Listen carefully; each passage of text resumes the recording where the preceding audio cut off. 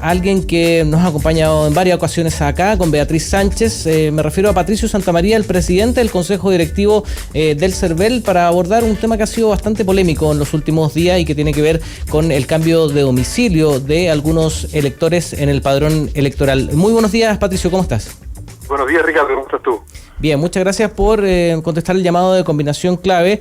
Y para empezar, te quería hacer la pregunta que estamos haciendo en Combinación Clave, y que es si eres partidario de volver al voto obligatorio. ¿Cuál es tu respuesta? Yo siempre lo he planteado, yo soy partidario del voto obligatorio.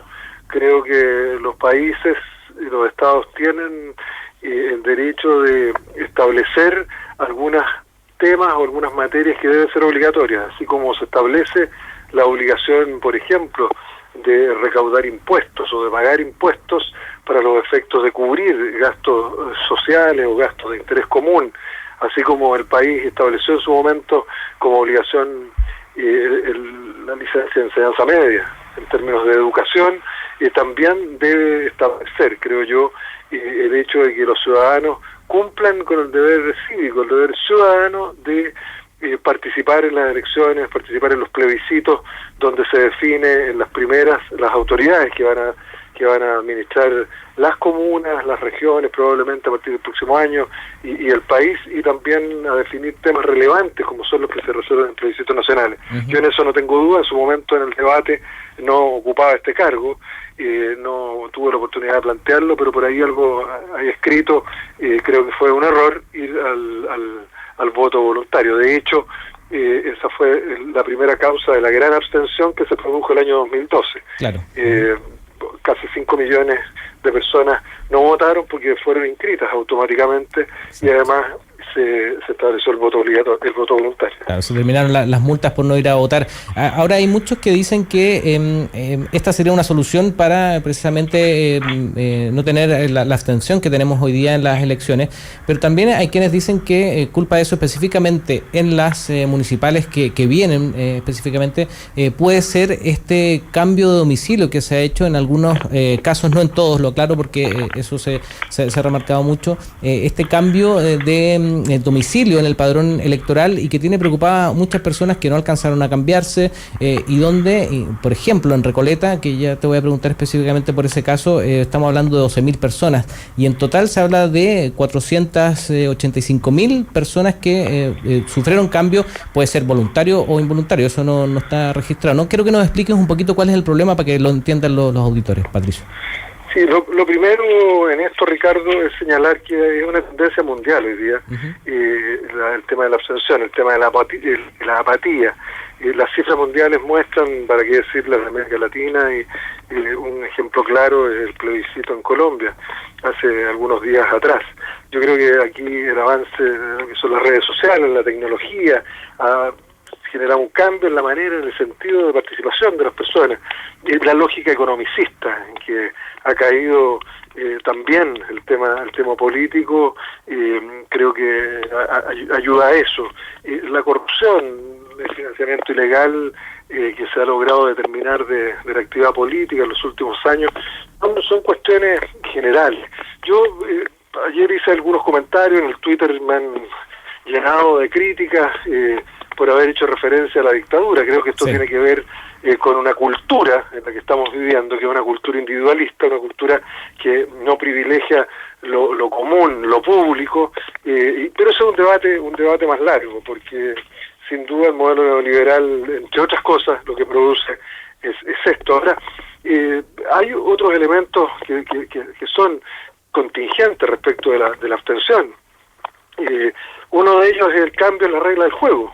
Fíjate que como cifra general, en general las campañas del año 2012 recibieron cantidades muy relevantes de aportes. Los candidatos, hoy día eso está muy controlado, se hace a través de una cuenta del servicio electoral. Nosotros entregamos el aporte a cada uno de los candidatos. Te puedo dar una cifra que tenemos el día de ayer y que no se ha conocido mucho. En esta campaña el aporte total para 7.646 candidatos de los 13.541 ha sido de 8.884 millones aproximadamente.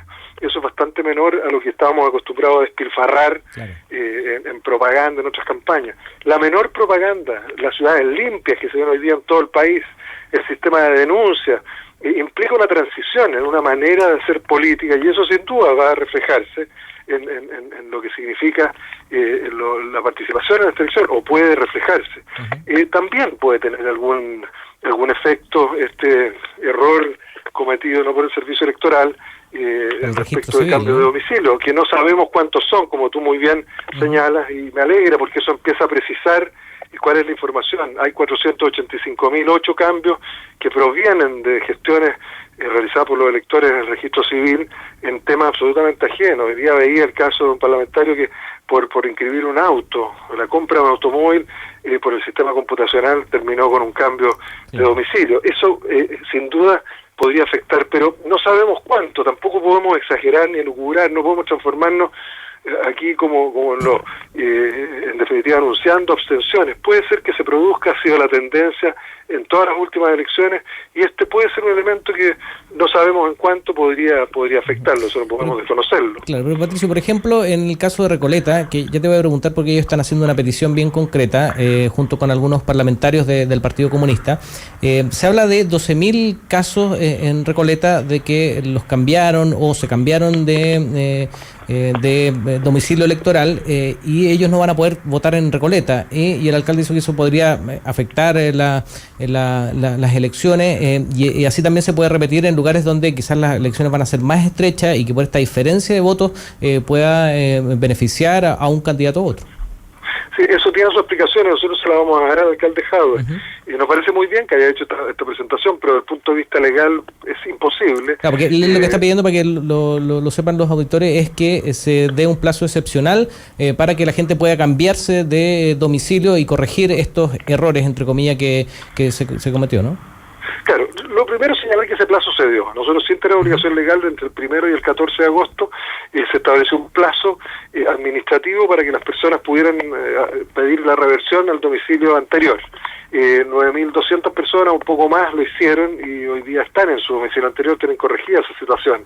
Posteriormente, del 14 al 24 de agosto, estuvo el plazo legal para solicitar esto mismo, la modificación, la rectificación de datos electorales en los tribunales electorales regionales. Más de 1.000 personas lo hicieron, también tienen resuelto su tema. O sea, el plazo ya se dio, lo acompañamos, invertimos recursos en campañas en prensa escrita, en radioemisora, lo dijimos a quien nos quisiera escuchar. Sí. Ahora, ese plazo, como te digo, está cerrado. La ley fija un plazo también para el padrón definitivo. Hoy día la mayoría de los padrones o registros de votación de mesa ya están en las direcciones regionales, junto a las cédulas electorales, y todo esto el servicio electoral es muy responsable, lo hace con tiempo.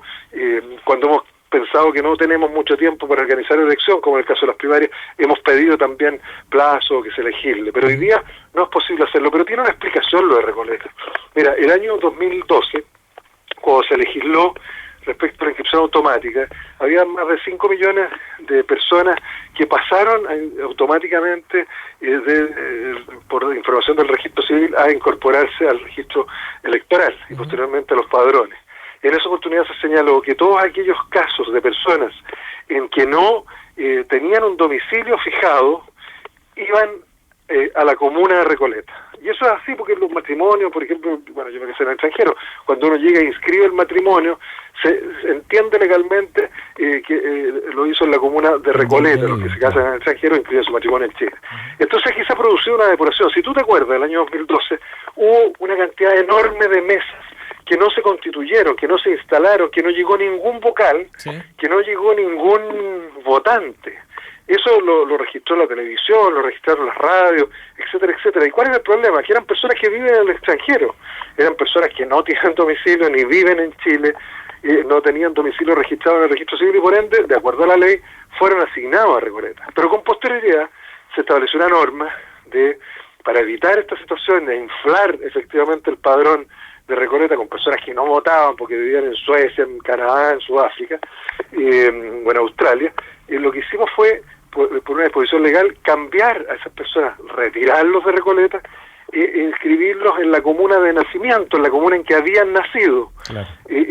donde había ese antecedente. Entonces, ese es fundamentalmente el efecto de la menor cantidad de personas. Yo aseguro que a partir del 2 de noviembre y antes del 2 de julio del próximo año, va a disminuir bastante más el padrón de Recoleta, porque muchos de los 450.000 chilenos que hoy día viven en extranjero y que van a poder tener derecho a voto gracias a la promulgación de la ley por la presidenta Bachelet de voto chileno en el extranjero a partir de las primarias del 2017, cuando se inscriban en el consulado van a ser excluidos del padrón de Recoleta. Esa explicación tenemos que darla.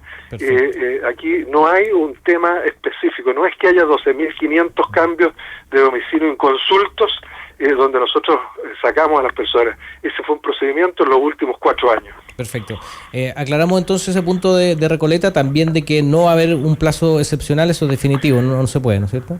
Claro, nosotros no podemos, la ley ya fijó el plazo, se cerró el padrón definitivo y no podemos cambiarlo. Ahora, Patricio, tú mencionabas en algunas entrevistas la responsabilidad también que tienen las personas, los propios electores, de preocuparse de saber dónde están votando y de si necesitan cambiarse, hacerlo en los plazos establecidos por la ley. ¿Qué responsabilidad también hay en los electores de no preocuparse de esto, de estar pendiente? Ustedes como CERVEL y cada vez con más tecnología ponen a disposición, ¿no?, todos estos datos para que la gente los pueda tener disponibles y hacen llamados incluso a través de los medios de comunicación con una campaña legal donde se llama a informarse sobre dónde está inscrito y también los lugares de dónde ir a votar, y también un llamado, por supuesto, a ejercer el derecho a la votación, ¿no?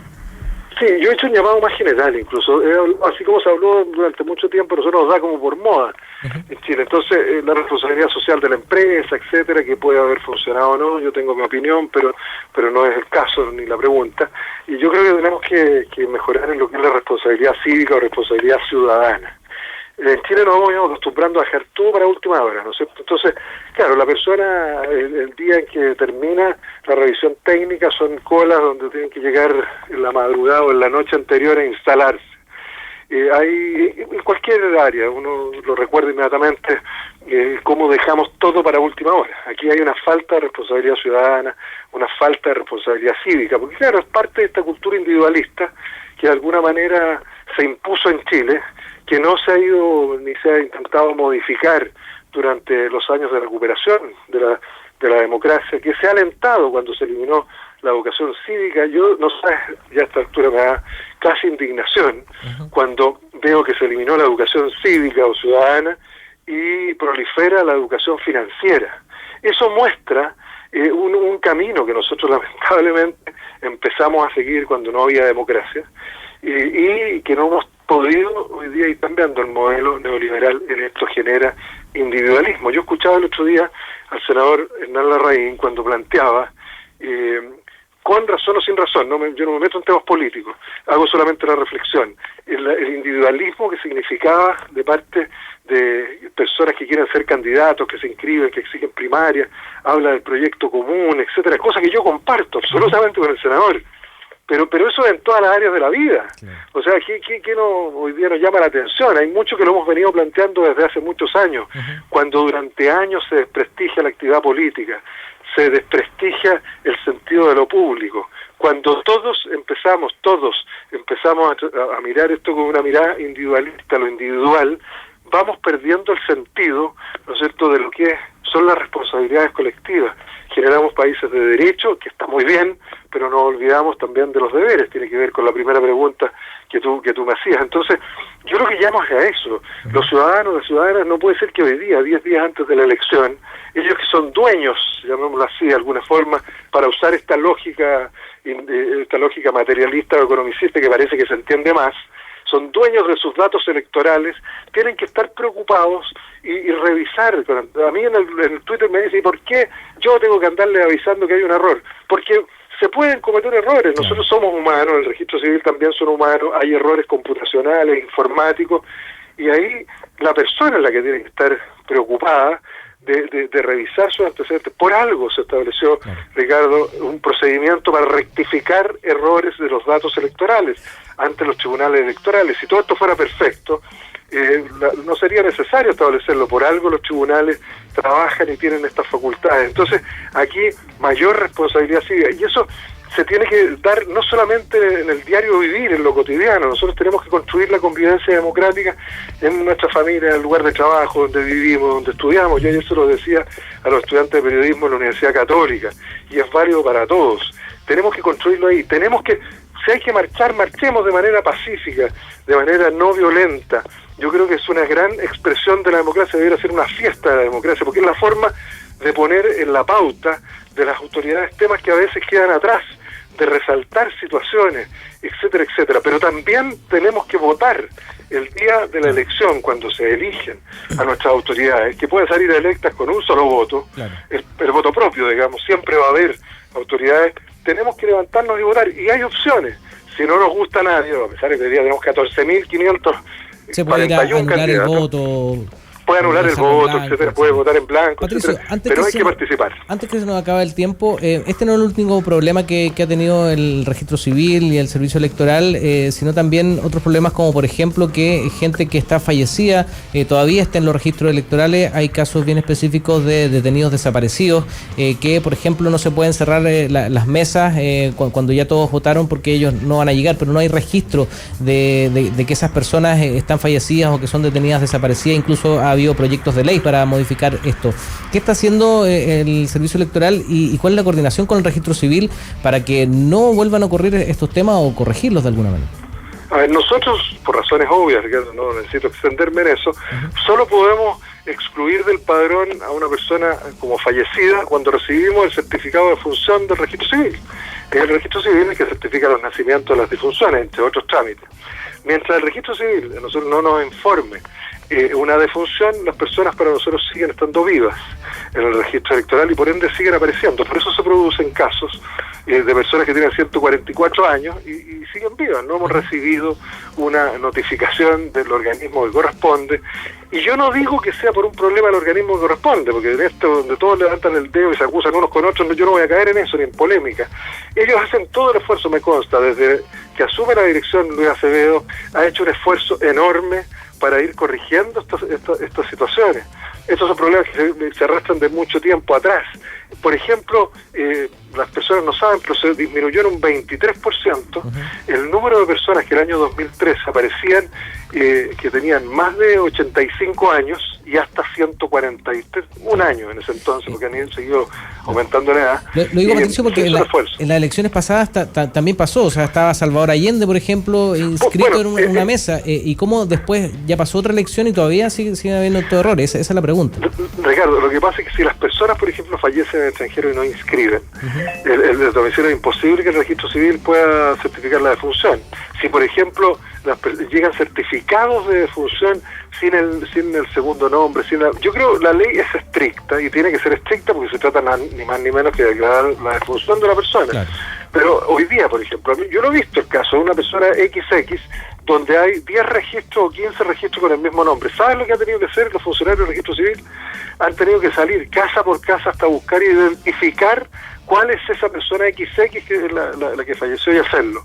Entonces, esto, es decir, un 23% ha disminuido personas que nosotros pensábamos eventualmente que estaban fallecidas, porque tampoco se trata de darles por fallecidos. El proyecto de ley que se aprobó en el Congreso y que hoy día un segundo proyecto que está ahí pendiente en una comisión mixta, lo que permite es depurar el padrón de las personas mayores de 80 años que en los últimos 11 años no han obtenido sus documentos de identidad, porque es presumible que están fallecidos. Aparte, y no quiero terminar esto, es el tema de los detenidos desaparecidos. Nosotros también lo hemos planteado. Creo que las iniciativas legales anteriores no han considerado separadamente la situación de hermanos nuestros que un día fueron sacados por agentes del Estado y que todavía se desconoce su paradero. Creo que ahí la solución que dio Uruguay, que es una especie de memorial documental, de generar un registro a perpetuidad, donde las personas van a seguir apareciendo, no como fallecidos, sino que como ausentes por desaparición forzada, es la solución. Sí.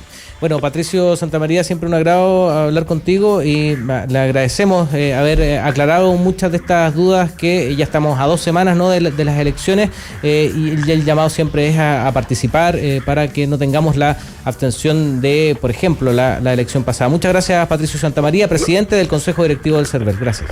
Gracias, Ricardo. Saludos a Beatriz, que esté muy bien, y saludos a todos por la radio. Chao.